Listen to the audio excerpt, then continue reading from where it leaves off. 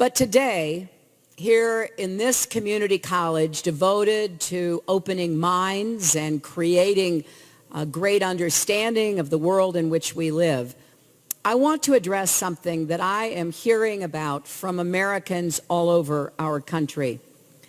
Everywhere I go, people tell me how concerned they are by the divisive rhetoric coming from my opponent in this election. And I understand that concern because it's like nothing we've heard before from a nominee for President of the United States from one of our two major parties.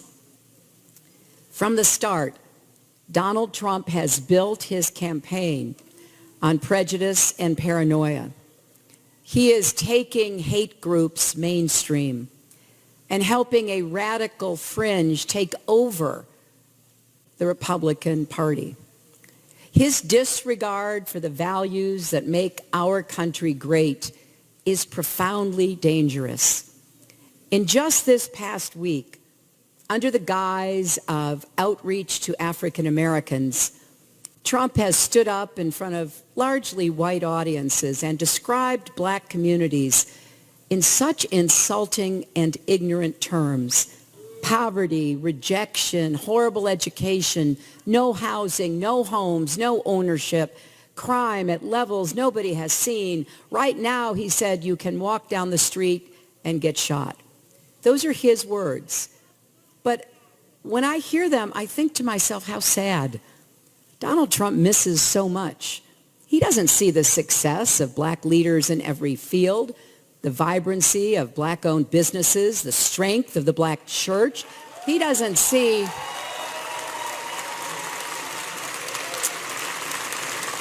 the excellence of historically black colleges and universities or the pride of black parents watching their children thrive. He apparently didn't see Police Chief Brown of Dallas on television after the murders of 5 of his officers, conducting himself with such dignity.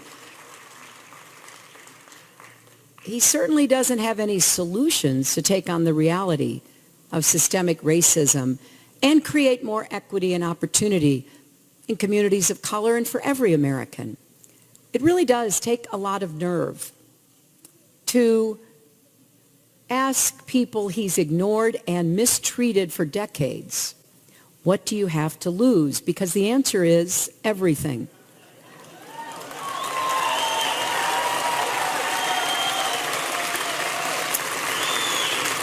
Now, Trump's lack of knowledge or experience or solutions would be bad enough. But what he's doing here is more sinister. Trump is reinforcing harmful stereotypes and offering a dog whistle to his most hateful supporters. It's a disturbing preview of what kind of president he'd be. And that's what I want to make clear today.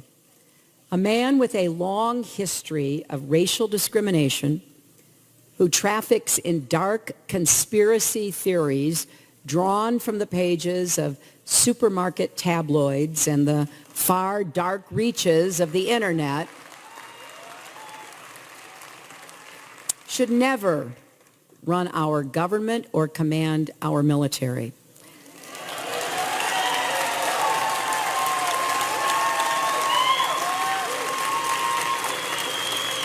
Ask yourself, if he doesn't respect all Americans, how can he serve all Americans? Now, I know that some people still want to give Trump the benefit of the doubt. They hope that he will eventually reinvent himself, that there's a kinder, gentler, more responsible Donald Trump waiting in the wings somewhere.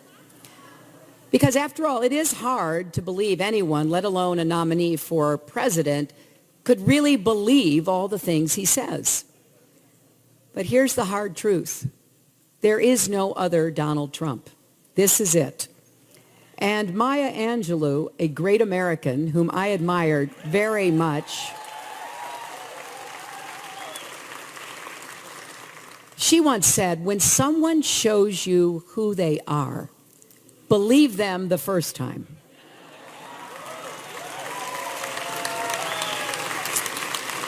Well, throughout his career and this campaign, Donald Trump has shown us exactly who he is, and I think we should believe him. When he was getting his start in business, he was sued by the Justice Department for refusing to rent apartments to Black and Latino tenants. Their applications would be marked with a C for colored, and then rejected. 3 years later, the Justice Department took Trump back to court because he hadn't changed. And the pattern continued through the decades. State regulators fined one of Trump's casinos for repeatedly removing black dealers from the floor. No wonder the turnover rate for his minority employees was way above average. And let's not forget that Trump first gained political prominence leading the charge for the so-called birthers. He promoted the racist lie that President Obama is not really an American citizen, part of a sustained effort to delegitimize America's first black president. And in 2015, Trump launched his own campaign for president with another racist lie.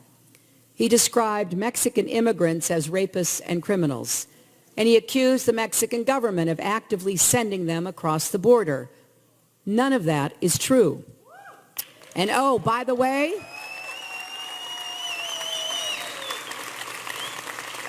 Mexico's not paying for his wall either.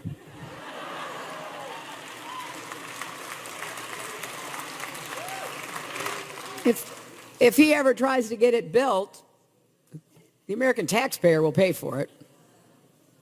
We'll be stuck with the bill. But there has been a steady stream of bigotry coming from him.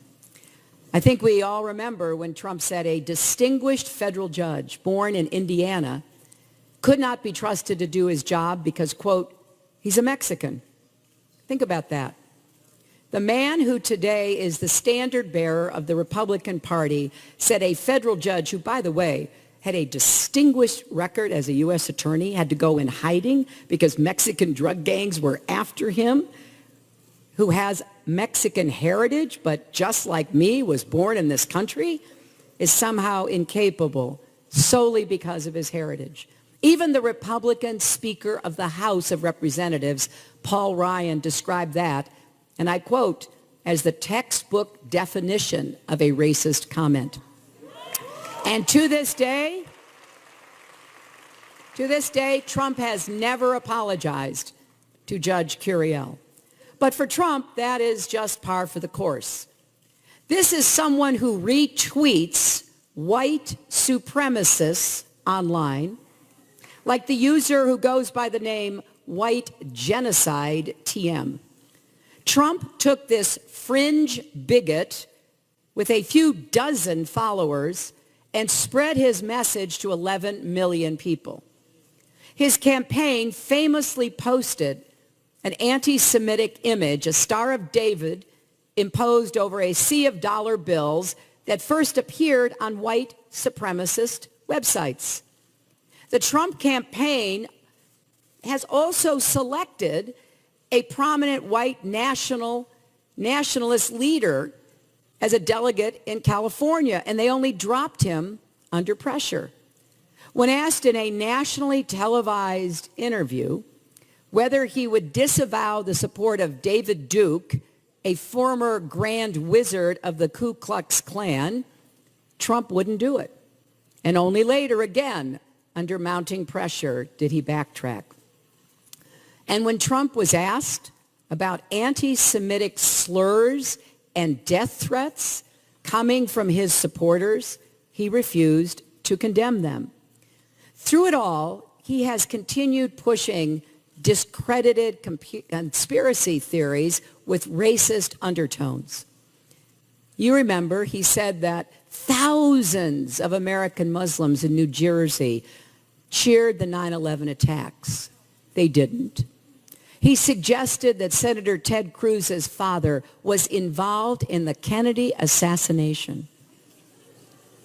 Now, perhaps in Trump's mind, because Mr. Cruz was a Cuban immigrant, he must have had something to do with it. And there is absolutely, of course, no evidence of that. Just recently, Trump claimed that President Obama founded ISIS. And he has repeated that over and over again. His latest paranoid fever dream is about my health.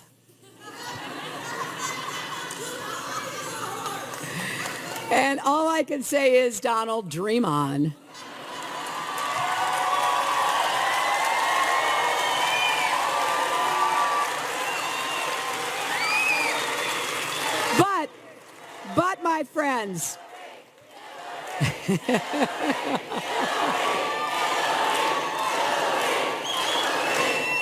But my friends, this is what happens when you treat the National Enquirer like gospel.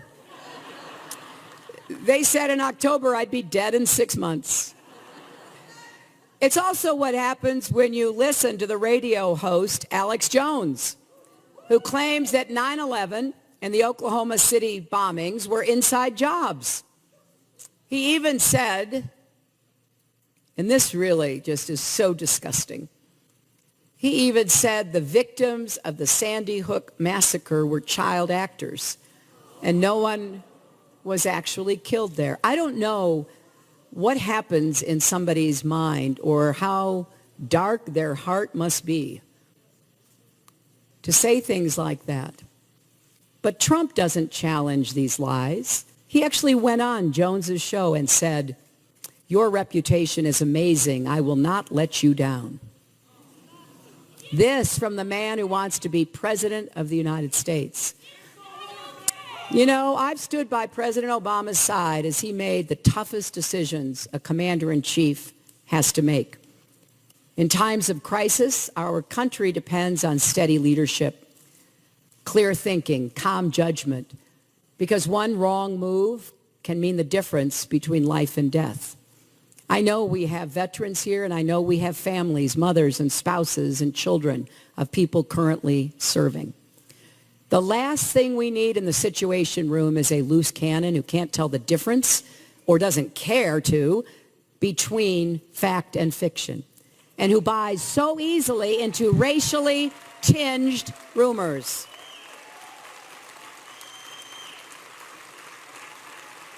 Someone so detached from reality should never be in charge of making decisions that are as real as they come.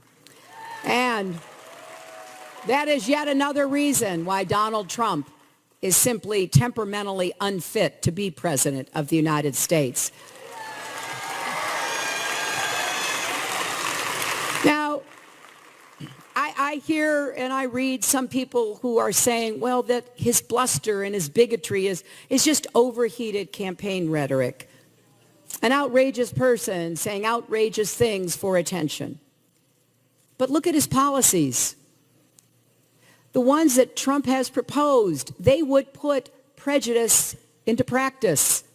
And don't be distracted by his latest efforts to muddy the waters. He may have some new people putting new words in his mouth, but we know where he stands. He would form a deportation force to round up millions of immigrants and kick them out of the country.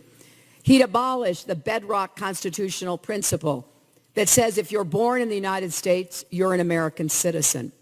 He says that children born to undocumented parents in America are anchor babies and should be deported. Millions of them. He'd banned Muslims around the world from entering our country just because of their religion. Now think about that for a minute. How would that actually work?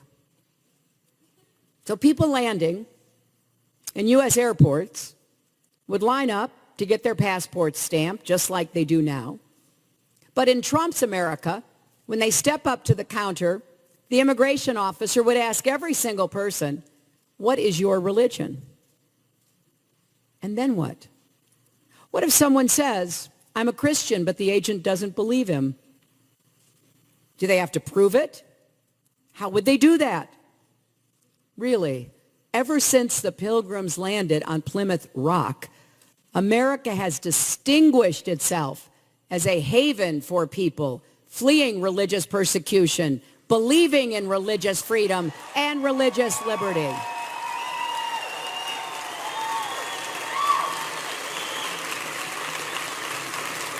Under Donald Trump, America would distinguish itself as the only country in the world to impose a religious test at the border. Now, come to think of it, there actually may be one other place that does that, the so-called Islamic State, the territory that ISIS controls. What a cruel irony that someone running for president would equate us with them. Now, but don't worry, some will say, as president, Trump will be surrounded by smart advisors who will rein in his worst impulses. So when a tweet gets under his skin and he wants to retaliate with a cruise missile, maybe cooler heads will convince him not to. Well, maybe. But look at who he's put in charge of his campaign. Trump likes to say he only hires the best people, but he's had to fire so many campaign managers, it's like an episode from The Apprentice.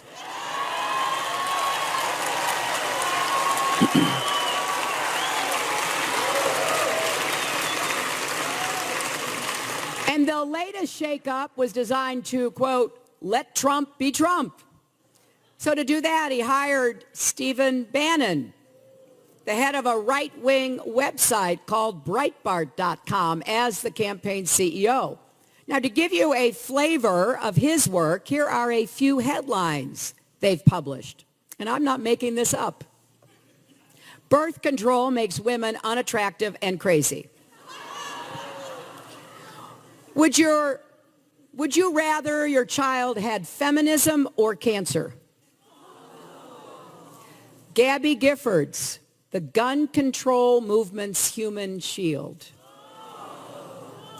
Hoisted high and proud, the Confederate flag proclaims a glorious heritage. And that one came shortly after the Charleston massacre, when Democrats and Republicans alike were doing everything they could to heal racial divides that Breitbart and Bannon tried to inflame. Just imagine Donald Trump reading that and thinking, this is what I need more of in my campaign.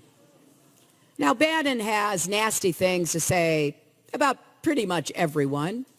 This spring, he railed against Speaker Paul Ryan for, quote, rubbing his social justice Catholicism in my nose every second.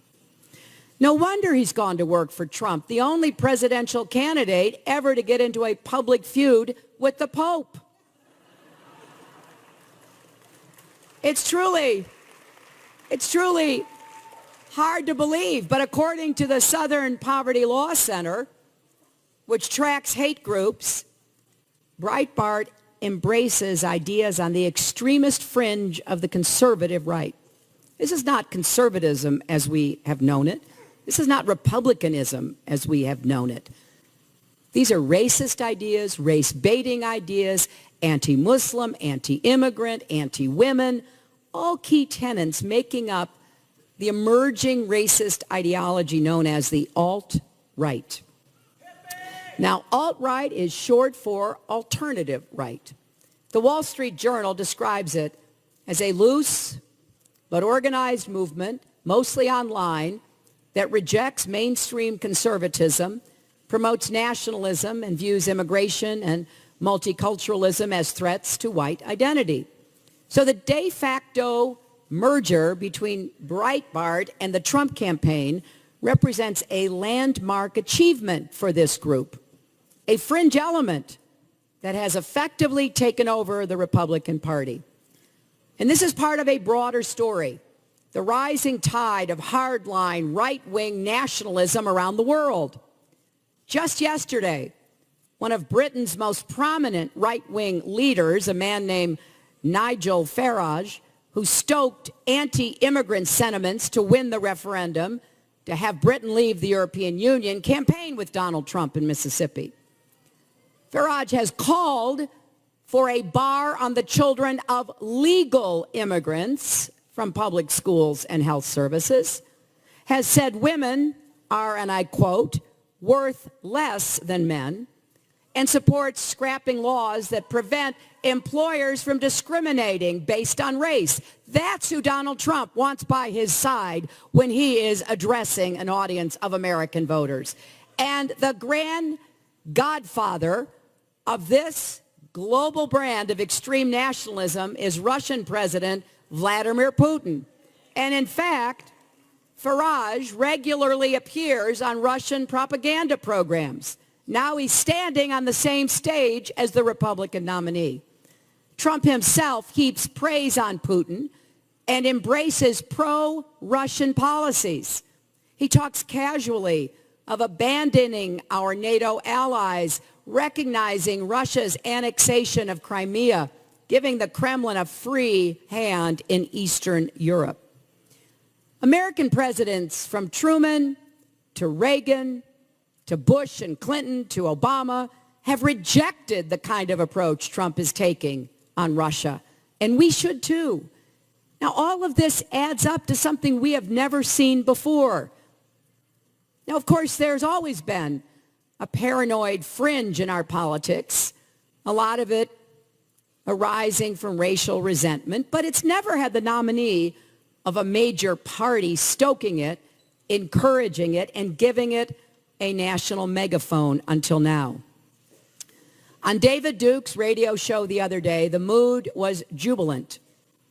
We appear to have taken over the Republican Party, one white supremacist said. Duke laughed.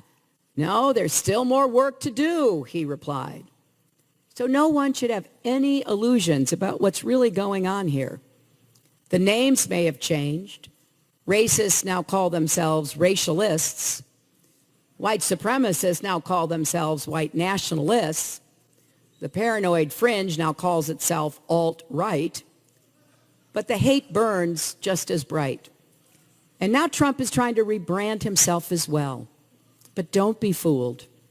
There's an old Mexican proverb that says, tell me with whom you walk, and I will tell you who you are. But we know who Trump is.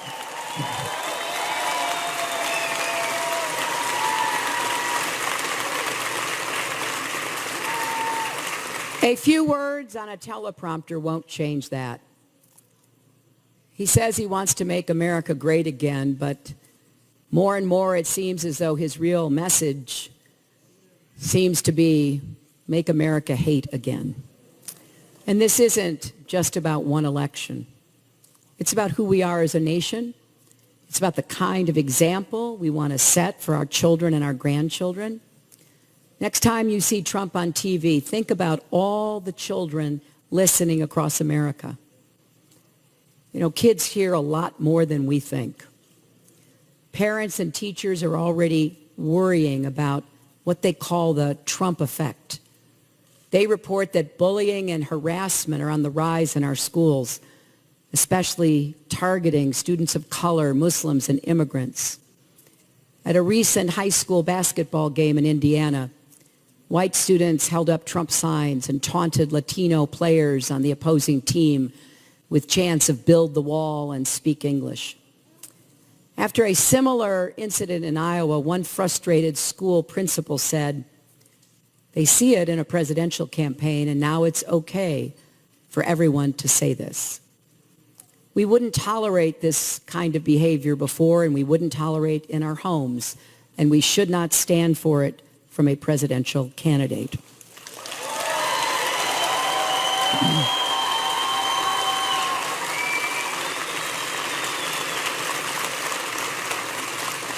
You know, my friends, this is a moment of reckoning for every Republican dismayed that the party of Lincoln has become the party of Trump. It's a moment of reckoning for all of us who love our country and believe that America is better than this. 20 years ago, when Bob Dole accepted the Republican nomination, he pointed to the exits in the convention hall and told any racists in the party to get out. The week after 9/11, George W. Bush went to a mosque and declared for everyone to hear that Muslims love America just as much as I do. In 2008, John McCain told his own supporters that they were wrong about the man he was trying to defeat. Senator McCain made sure they knew Barack Obama, he said, is an American citizen and a decent person. We need that kind of leadership again.